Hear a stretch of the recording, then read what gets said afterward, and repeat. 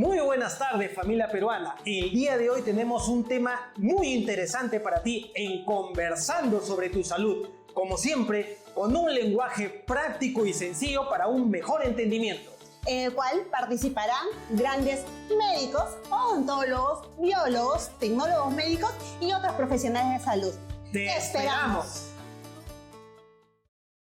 Muy buenas tardes, familia peruana. El día de hoy vamos a tratar un tema muy especial que está en el contexto nacional. Vamos a hablar sobre el dengue. Y para hablar sobre el dengue, que está asolando nuestro país, tenemos a dos de nuestros invitados, médicos del Servicio de Infectología del Hospital Daniel Alcides Carrión, el doctor Nilo Bonifacio y la doctora Alexandra Benítez. Un aplauso, por favor, para ellos, por su visita. Gracias, doctores. En la actualidad estamos viviendo un brote epidemiológico, en las cuales queremos transmitirle y darle a conocer a ustedes, a la familia que el día a día nos sigan, para hablar sobre el dengue. Muy bien, ya que vamos a hablar del dengue y estamos viendo esas cifras impresionantes de casos y también algo lamentable, las muertes. Esto no lo hemos visto desde hace muchos años. Entonces, esto se debe pues a los cambios climáticos, que también es una variable global, de las temperaturas.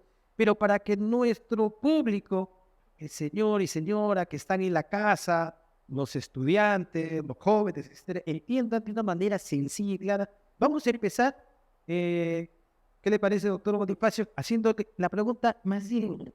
¿Qué es la infección por el dengue? Ok. El dengue es una enfermedad producida por un virus, ¿no? Y es transmitido por la picadura de un mosquito o zancudo que se denomina Aedes aegypti. Este mosquito tiene costumbres domiciliarias, es decir, que vive dentro de la casa o en la periferia, por eso que la transmisión de esta enfermedad es básicamente domiciliaria. Hay 4 serotipos de este virus, serotipo 1, 2, 3 y 4. El más prevalente en el Perú es el serotipo 3. Cada serotipo va a generar una inmunidad o una defensa en las personas, pero solo para ese serotipo y no para las otras. Por eso que un paciente puede tener dengue en varias oportunidades si son picadas por otro serotipo, ¿no? Eso es importante reconocer. Otra cosa que se tiene que saber es que este virus va a producir una serie o una variada cantidad de síntomas, ¿no? Es muy diverso. La mayoría de pacientes hacen infecciones asintomáticas sin ninguna molestia, otras infecciones leves que se manifiestan como procesos gripales o virales pasajeros, pero algunas personas pueden ser formas graves, especialmente aquellas que tienen factores de riesgo, como son edades extremas, niños menores de 1 año, adultos mayores de 60 años, personas que tengan enfermedades como diabetes, hipertensión arterial, asma, o incluso las mujeres embarazadas, ¿no? Ahora, el virus del dengue no se transmite de persona a persona. Tampoco se hace a través de los objetos, o por la vía respiratoria, o la vía digestiva, ni la vía sexual. Se han reportado algunos casos de transmisión rara a través de transfusiones sanguíneas y la gestación, ¿no? Entonces, en resumen, esa es por quién es producida esta infección y cómo se transmite, ¿no? Muchas gracias, doctor. Eso quiere decir, estamos hablando de 4 serotipos. Una persona, si se ha infectado por el serotipo 2, más adelante puede ser picado por el mosquito que tiene el virus y de repente es el serotipo 1, el 3 y el 4 y tiene oportunidades de hasta 4 veces si es que los 4 serotipos están circulando en el país. Claro, así es. Perfecto. Ok, muy bien. ¿Y cómo se adquiere el dengue? Si yo estoy en casa, ¿puedo adquirir el dengue? ¿O estoy trabajando, estudiando, lo adquiero? ¿Cómo lo adquiero? Perfecto. Bueno, para sospechar de una persona que está infectada por el dengue, es necesario que sepamos 2 cosas muy principales. Primero, que sea una persona que viva o proceda en una zona endémica, ¿no? Que puede ser Lima, que puede ser Ica, que puede ser el norte del país o la selva, ¿no? Y también que esté asociado a algunos síntomas, ¿no? Primero, la fiebre, que es muy importante, que no tiene que pasar de los 7 días, asociado a otros síntomas también como el malestar general, las náuseas, ¿no? Algunos vómitos, el dolor, que puede ser el dolor articular, el dolor muscular, el dolor a nivel de la cabeza, el dolor retrocural, ¿no? Y también se puede evidenciar a través de la aparición de erupciones en la piel, que es el famoso llamado rash. Y en algunas ocasiones también puede haber evidencia de sangrado, ¿no? Entonces, eso es lo primordial que debemos tener en cuenta. Doctora Benítez, hemos escuchado que algunos pacientes llegan hasta morir por ello. Entonces, la pregunta es, ¿cómo saber si un paciente puede desarrollar o está propenso a desarrollar las formas graves de esta infección? Bueno, debemos tener en cuenta que existen personas que son vulnerables, ¿no? Aquellas, como mencionó anteriormente el doctor, pacientes menores de 1 año, ¿no? Pacientes mayores de 60 años, hipertensos, diabéticos, aquellos pacientes que están asociados a factores de riesgo. Pero aquellas personas que presentan los siguientes signos de alarma son los que llegan a complicarse, como cuáles. Primero, aquellas personas que tienen un dolor abdominal intenso y persistente. Aquellos que presentan vómitos también persistentes, que pueden ser 3 episodios o más en 1 hora o 5 o más episodios en 6 horas. Que presentan un dolor torácico o una dificultad para respirar también.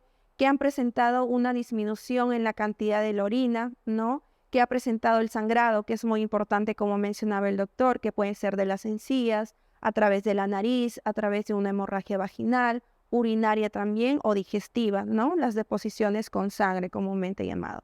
Cualquier persona que presente estos signos de alarma debe acudir inmediatamente al establecimiento de salud porque puede desarrollar las complicaciones graves y morir.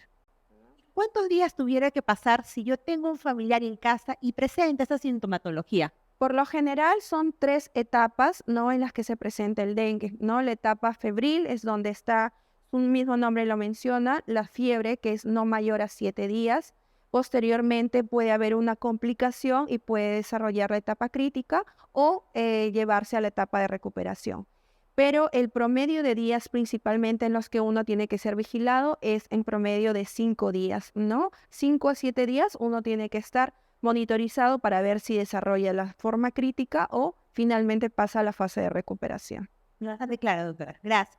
Hemos oído los síntomas convencionales, como que todos sabemos, hasta los síntomas y signos que hemos estudiado cuando estábamos en el pregrado, pero están apareciendo y se ha escuchado de que hay otros síntomas, ¿no? Explíquenos brevemente eso, doctor. ¿Qué hay de nuevo? Sí, aparte de los síntomas clásicos que hemos hablado, lo que se está viendo últimamente es un compromiso digestivo bastante importante.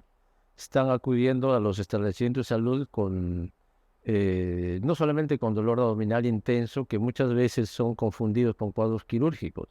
Por ejemplo, en mi hospital han sido operados pensando en apendicitis y simplemente no era apendicitis, sino sangrado masivo por el dengue, ¿no?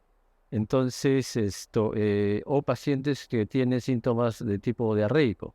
Entonces, no le dan la importancia, piensan, ¿no? Asociada a la fiebre, piensan que es una infección intestinal, le dan antibióticos y 2 o 3 días regresan al hospital complicados porque era dengue, ¿no? Entonces, algo diferente es las manifestaciones digestivas que normalmente no se veían, ahora se están viendo con mucha frecuencia.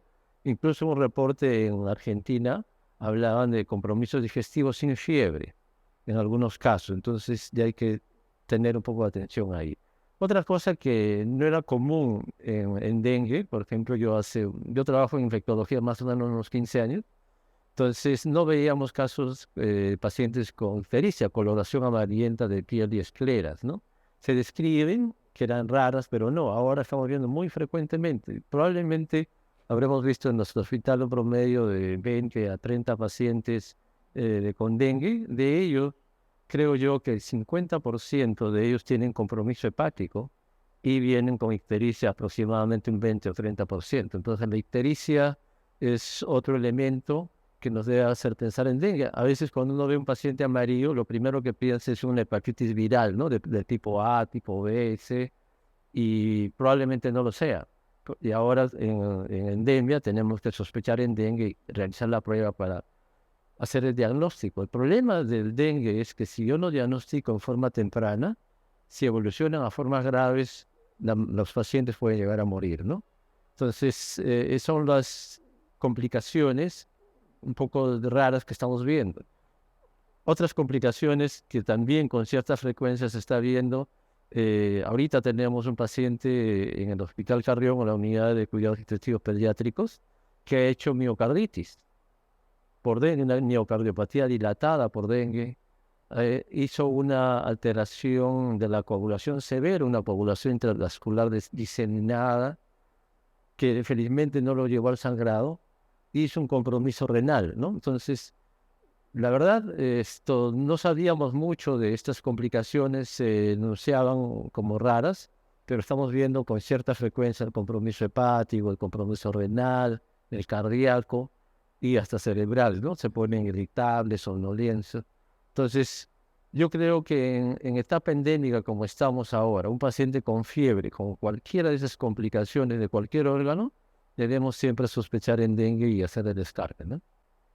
Y la pregunta más importante, si ya presento estos signos y síntomas, doctora, ¿qué puedo hacer o cuál sería el tratamiento para el dengue?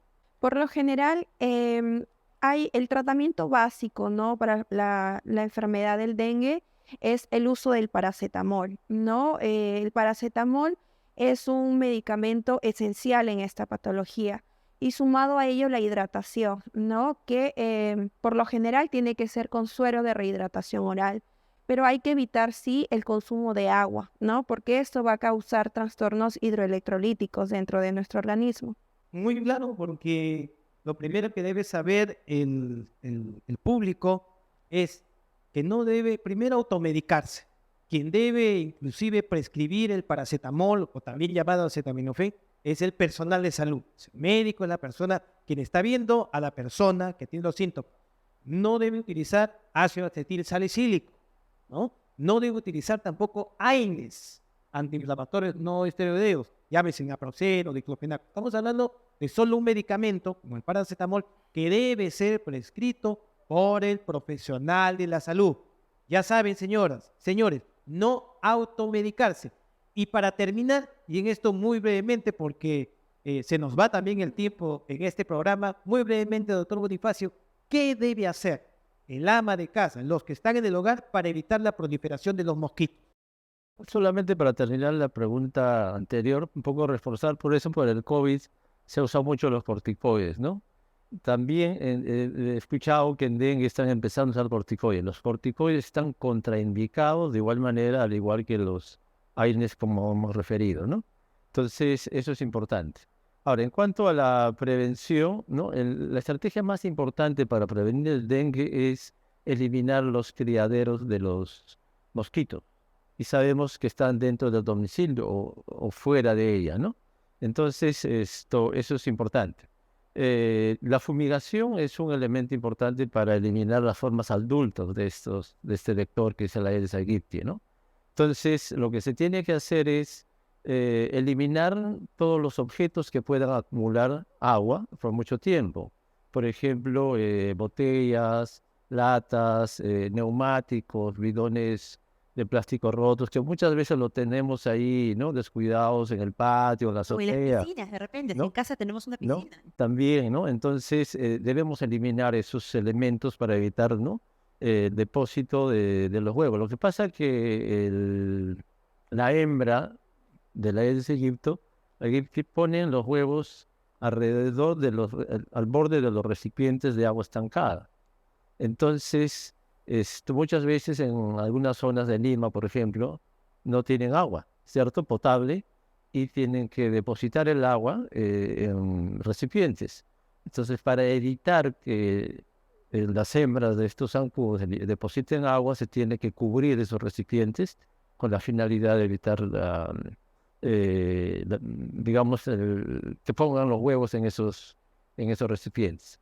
Ahora, otras cosas que podemos hacer es eliminar algunas costumbres, por ejemplo, usamos floreros en agua, ¿no? O flores en agua. Entonces, si vamos a hacer eso, tenemos que cambiar el agua todos los días. Al igual que en las zonas rurales, por ejemplo, los bebederos de los animales, hay que cambiar todos los días el agua, ¿no? Entonces, otras cosas que podemos hacer, hay gente que le gustan las plantas, etcétera. Entonces, no tenerlos en agua, sino quizás con arena húmeda, es un elemento que puede evitar, ¿no? Tener o ser criadero de estos mosquitos. Y otro elemento importante también es cómo evitamos que nos piquen estos zancudos, ¿no? O estos mosquitos. Entonces, en las zonas endémicas se puede utilizar los mosquiteros, ¿no? También los repelentes, ¿no? En forma periódica y usar ropa clara, porque el mosquito, por alguna razón, no se acerca a la vestimenta clara y que cubra los brazos, las piernas, especialmente las personas que están haciendo actividades laborales, ¿no? Entonces, esas son las medidas en las cuales yo puedo hacer para prevenir, ¿no? La transmisión del dengue. Muy bien, doctor Bonifacio. Creo que en esta tarde hemos escuchado de manera muy clara, muy sencilla, muy didáctica, lo que nos han dicho nuestros dos invitados especialistas en el área de enfermedades infecciosas, y que queda para usted, señor, señora, estas pautas.